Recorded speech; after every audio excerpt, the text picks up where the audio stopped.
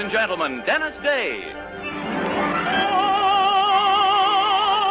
that makes life seem worthwhile dwells in your eyes, and the spell of your smile. Dennis Day is brought to you by Palmolive Soap and Colgate Dental Cream. Palmolive Soap, your beauty hope, and Colgate Dental Cream to clean your breath while you clean your teeth.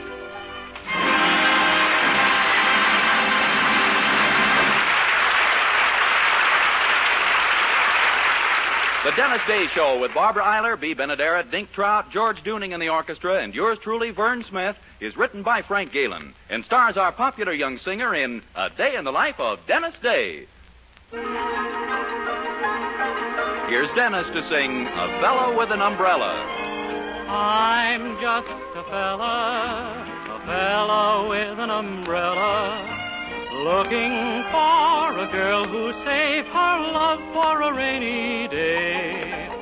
I'm just a fella with an umbrella, glad to see the skies of blue have turned into skies of gray. Raindrops have brought us together, and that's what I long to see. Maybe the break in the weather will prove to be a break for me. I'll be the fella with an umbrella, if you'll be the girl who'll save her love for a rainy day. Raindrops have brought us together, and that's what I long to see. Maybe the break in the weather will prove to be a break for me. So I'll be the fella with an umbrella, if you'll be the girl who'll save her love for a rainy day.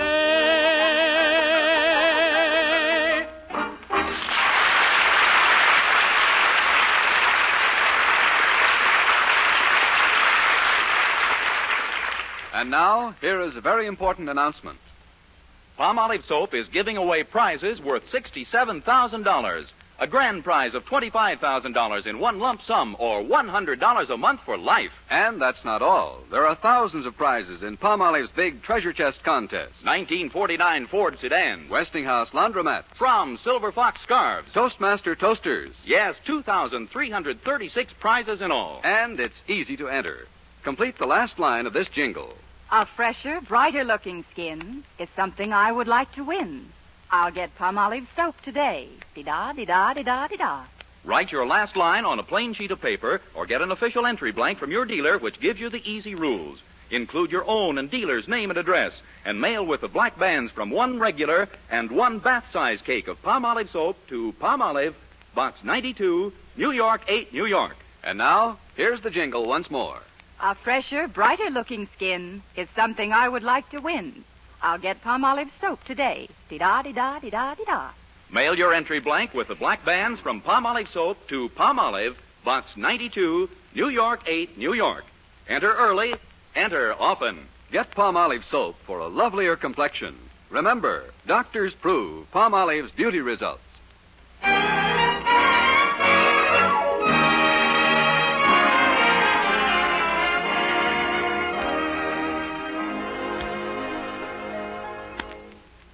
To our dear friend, Mr. Anderson, a more brutal evening than one spent at the Weaverville Town Hall listening to a visiting soprano gargle her way through a concert is difficult to imagine.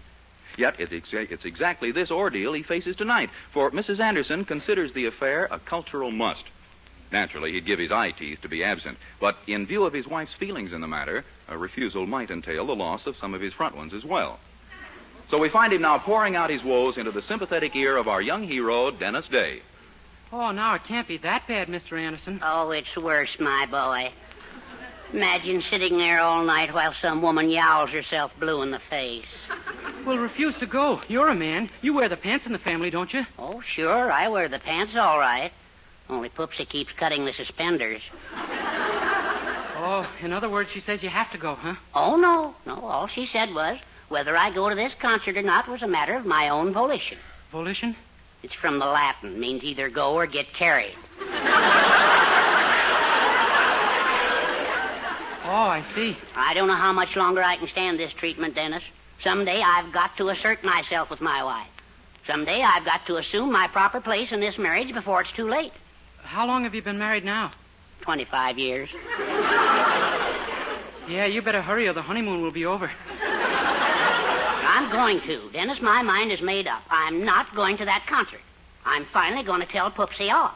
Gosh, do you mean it? Certainly. Isn't anything better than slavery? Well, I don't know. Personally, I'd rather tote that bale and keep breathing. Well, I wouldn't. We're going to rehearse my speech to her right now, Dennis. Now, you make believe that you're Poopsie, and you've just walked into the room. Okay, how do you want her? As usual or smiling? As usual. All right, here we go. Well, Herbert, are you ready to go to the concert? Shut up.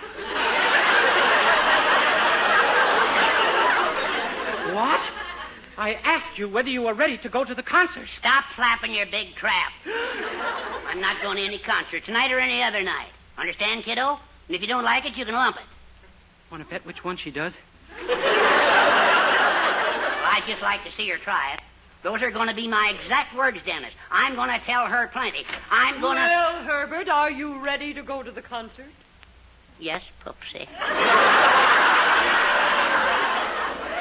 Well, you can take off that tuxedo because you're not going. Not going? Gosh, maybe you're scared her by mental telepathy. It's simply that Mrs. Van Nostrand just got back in town today and couldn't get a ticket for the concert, so I gave her Herbert's. Oh, my. You mean I'm to be deprived of hearing Madame Slobotnik sing 112 folk songs in the original Lithuanian, accompanying herself on the glockenspiel? It can't be helped. You know what a feather it'll be in my cap to be seen with Mrs. Van Nostrand, the acknowledged social leader of the whole town. Oh, you bet. Well, don't mind me. I'll stay home alone tonight.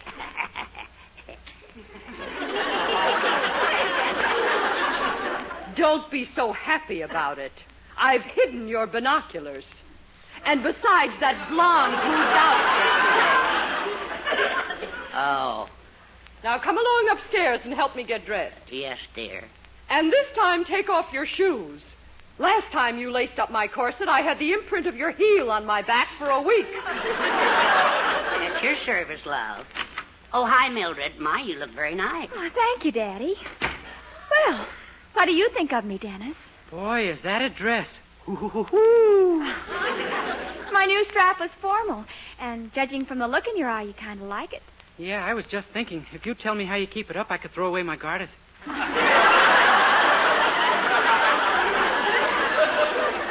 Silly. Oh, excuse me. Hello? Oh, yes, Mrs. Van Ostrand. Oh, my goodness, your nurse? Golly. Yes, of course, Mrs. Van Ostrand. Yes, I will. Goodbye.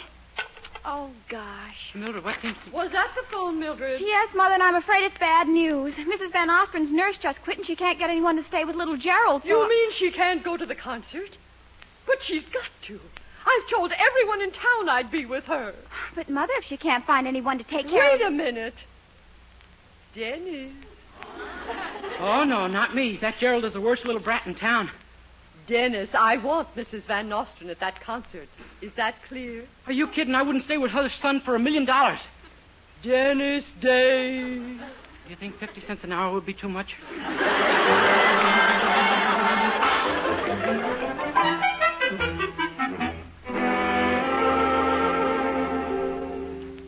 Now, you understand, Mr. Day, my Gerald is not an ordinary child. And I'm extremely careful about seeing that he's in the right hands. That is the reason for this interview. Yes, ma'am. Now, just exactly what do you know about sitting? Oh, there's nothing to it. I just squat and then lose altitude till I make contact. Mr. Day, we are not discussing your physical triumphs. We're not? No. Now tell me once and for all, what do you know about growing boys? Well, frankly, I've never grown any. What? I mean, I never had any of my own, but my mother and father did. Yes. And I imagine they pause every now and then to curse each other about it. Beg pardon? Mr. Day, do you really think I'd trust a child like my Gerald with someone like you? But gosh, Mrs. Van Nostrand... A high-strung, nervous youngster like my Gerald, who's already tried to run away from home twice. He has? Yes. Not that I can understand why. I've always spent a great deal of time with him. Could that be a clue? Never mind. The point is, I certainly don't want you taking care of him, and that's just final. But gee, Mrs. Anderson will kill me if you don't go to that... Oh, wait a minute, I've got an idea. Suppose I call Mr. Anderson and have him come over. The two of us could sit with Gerald. Mr. Anderson? Well, I do want to hear that concert. All right, call him. I guess Mr. Anderson can handle the boy. Oh, sure. Little Gerald may have a few pounds on him, but Herbie's pretty fast on his feet.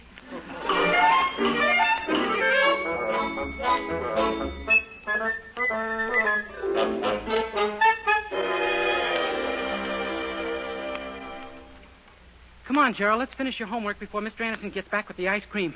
Now, once more, what is the largest city in Australia? Why don't you jump in the lake? Gerald, you must never answer a question with a question. Oh, put that book away. I had enough of this junk. Gerald, that's no attitude. You've got to do your homework, son. You don't want to grow up and be a big dumbbell, do you? What's the matter? You hate the life you lead? Never mind. You want to amount to something, don't you? Not me. I'm going to be an actor. An actor? Sure. That's the greatest life in the world. Every time my mother leaves me alone, I try running away. But the sitters are always too smart for... Hey, wait a minute. Huh? You know something? You're right about getting an education. I better get the rest of my books and study real hard. Yeah, now you're talking. They're in this closet. Would you get them for me? You bet. Hey, where are they? I don't see them. Back a little further. That's it. Okay, wise guy. Gerald, hey, you locked me in. Come on, sucker. I'm taking the next train to Hollywood. Gerald, wait. Come back. Help, Gerald. Let me out.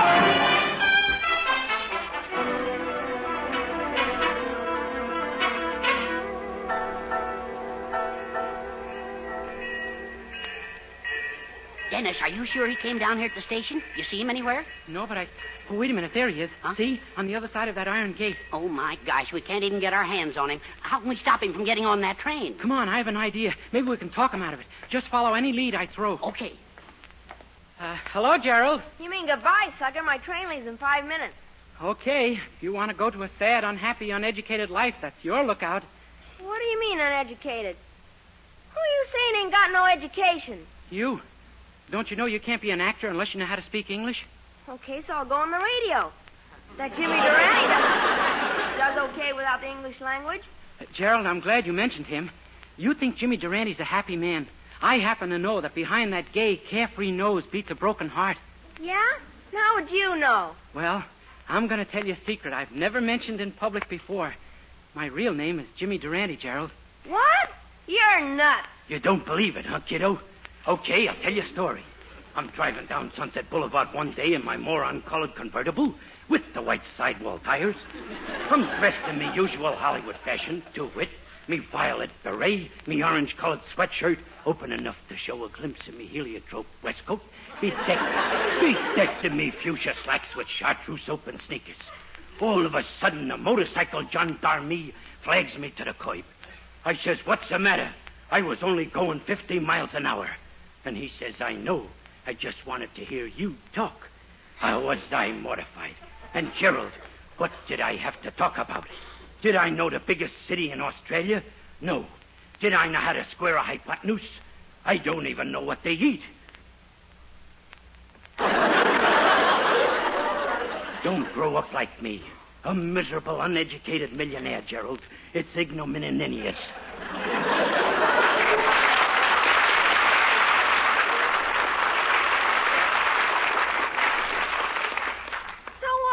Just because you are. But they are, Gerald. Even the greatest of them. Men like Sir Harry Lauder, a success on every continent. He was just as sad.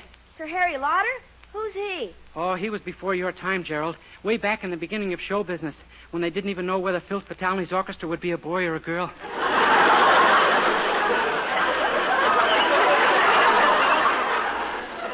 But I know all about him because, you see, Sir Harry Lauder was just one of my stage names. What? He was you, too? Ach, aye, laddie. That's how it was. Aye, and what a hit I was, too, when my kilts and my tartan and my tam. back when the century was new. Aye, the music comes back to me new. If you'll close your ears, maybe you can hear it too, just the way I used to sing it.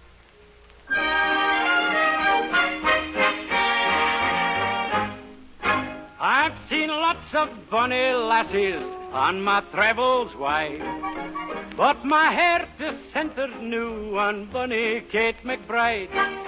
And although I'm no a fella that would throw a word away, I'm surprised sometimes myself at all I've got to say. Roamin' in the gloamin' on the bonny banks of Clyde, roamin' in the gloamin' with my lassie by my side.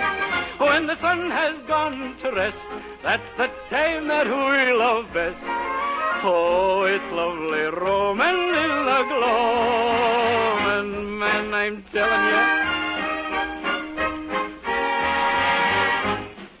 Last night after strolling, we got in at 9:30. And sitting at the kitchen fire, I asked her to be mine. When she promised, I got up and I danced the heel and fling. I've just been to the jeweler's and I bought her a bonny wee ring. Oh, roamin' in the gloamin' on the bonny banks of Clyde, roamin' in the gloamin' with my lassie by my side. When the sun has gone to rest, that's the time that we love best. Oh, it's lovely roamin' in the roamin' in the gloamin' on the bonny banks of Clyde, roamin' in the gloamin' with my lassie by my side. When the sun has gone to rest, that's the time that we love best. Oh, it's lovely roamin' in the gloamin'.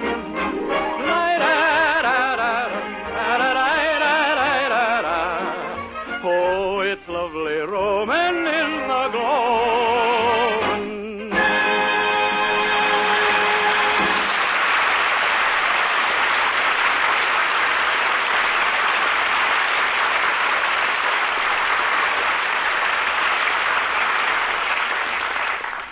Ach, aye, laddie, that's the way I used to warble.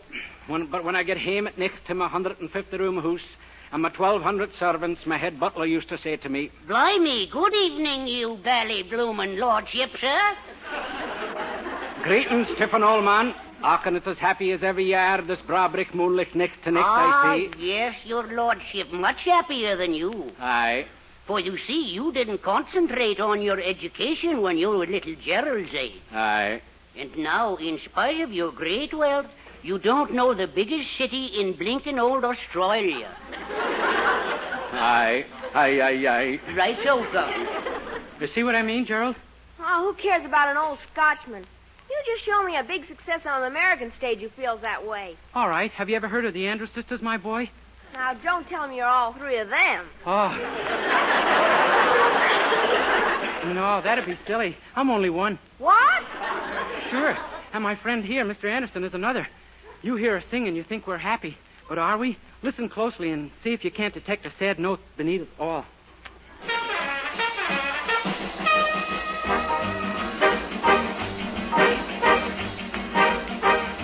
He was a famous trumpet man from out Chicago way.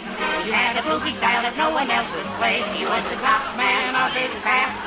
But then his number came up and he was gone with the draft. He's in the army now, a blowing reveille. He's the boogie woogie bugle boy of Company B. A toot, a tootly-howdy toot. He blows it 8 to the bar. In boogie rhythm, he can't blow a note unless the patient guitar is playing with him. He makes the company jump, jump, jump When he plays reveille, he's the boogie-woogie bugle boy of Company B. He was a boogie-woogie bugle boy of Company B. And while he plays boogie-woogie bugle, he was busy as a biz-bee. And when he plays, he makes the company jump 8 to the bar. He's the boogie-woogie bugle boy of Company B. Toot-toot-toot-toodly-atta, toodly-atta, toot-toot, he blows it 8 to the bar. He can't blow a note if the bass and guitar aren't with him. And the company jumps when he plays reveille. He's the boogie-woogie bugle boy of Company B.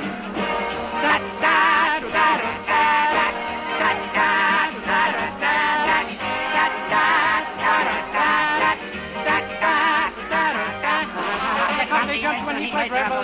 He's the boogie-woogie bugle boy of Company B.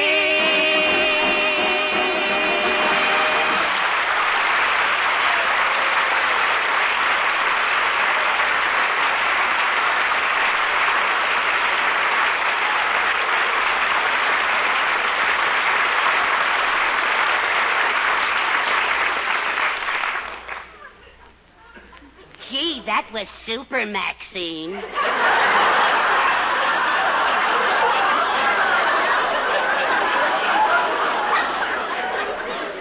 Yes, solid murder, Laverne girl. What did you think, Patty? Oh, don't even ask her. She's still broken up because that Sidney fella threw her over. Yeah, that was a shame. Yeah. It looked like such a beautiful romance, too. Yeah, until that awful day when he asked her to name the biggest city in Australia. Yes, that was the day she lost Sydney.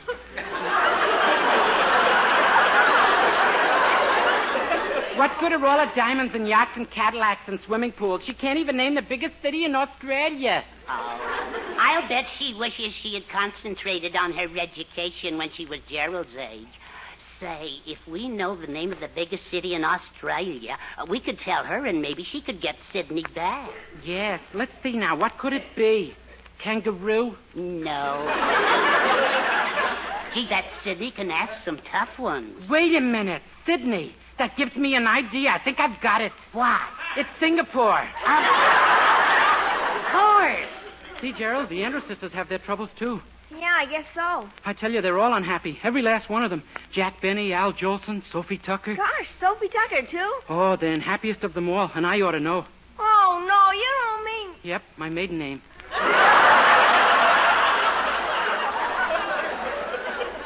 I remember how I used to get out there on the stage of the old palace and really rock the place. I tell you, there was never anyone like old Soph. Some of these days, you'll miss me, honey.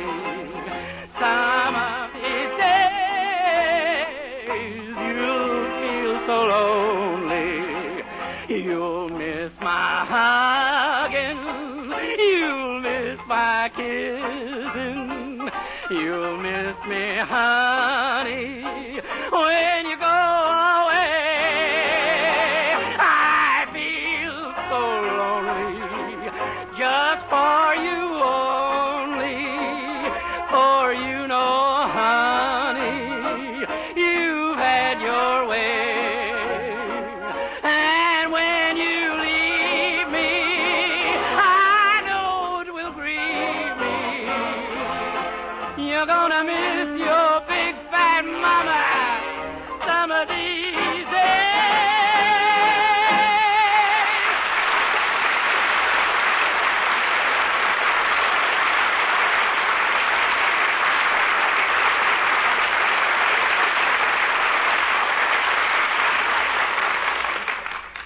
So you see, Gerald, nobody on the stage is happy. In spite of their yachts and rubies and palaces, they're all miserable. Gee, honest? Sure, you've got to have an education if you want to amount to something in this world. Yeah, maybe you're right. Here's my railroad ticket, pal. Oh, good golly, is that a load off my mind? Oh, wait a minute, Dennis. Where are you going? To turn the boy's ticket in? What? Swimming pools, yachts, diamonds, furs, Cadillacs? I'm taking the next train to Hollywood.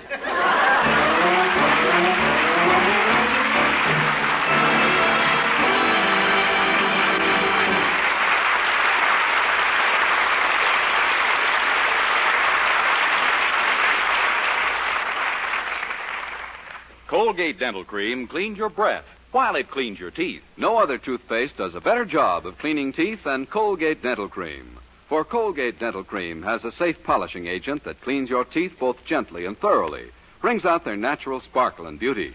You can actually see and feel the difference. And scientific tests prove that Colgate Dental Cream cleans your breath while it cleans your teeth.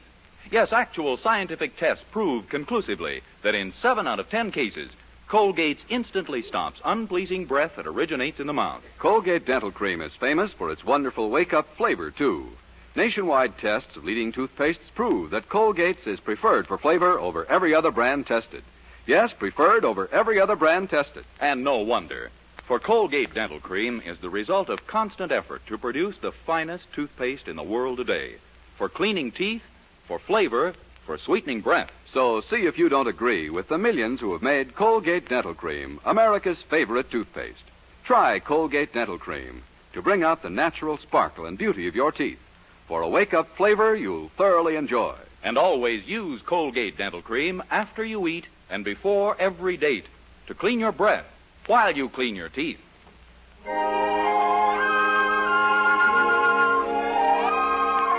From the picture, That Lady in Ermine, here's Dennis to sing This Is the Moment. This is the moment. This is the time. Why don't we take it and make it sublime? On this rare night we could whisper in the shadows till dawn.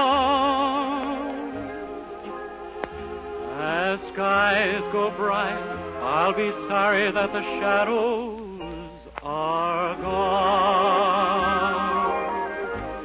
This is the moment love has begun. Maybe there's danger, but that might be fun.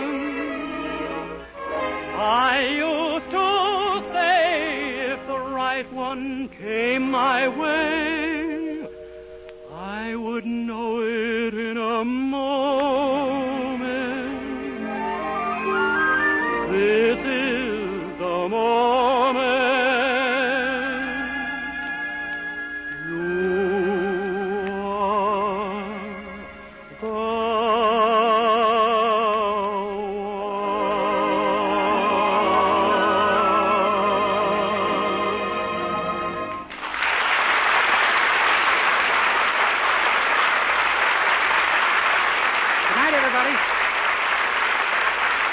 Next week, tune in to another Dennis Day Show brought to you by Palmolive Soap, your beauty hope, and Colgate Dental Cream to clean your breath while you clean your teeth.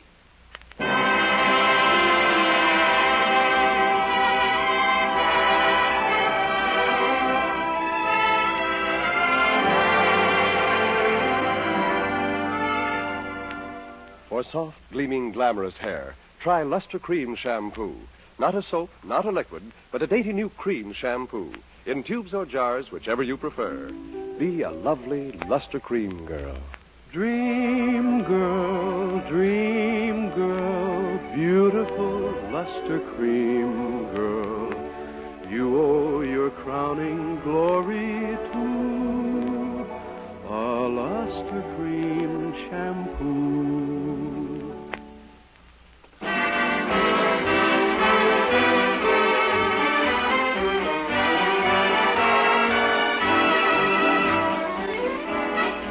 Listen again next week to Colgate's Hour of Fun. Judy Canova, followed by Dennis Day. And say, some good friends of yours are moving next week. Blondie, Dagwood, J.C. Dithers, the whole Blondie radio family move to Wednesday nights on most of these stations. We hope you'll be home to welcome them and listen to Blondie every Wednesday. Vern Smith speaking. Good night.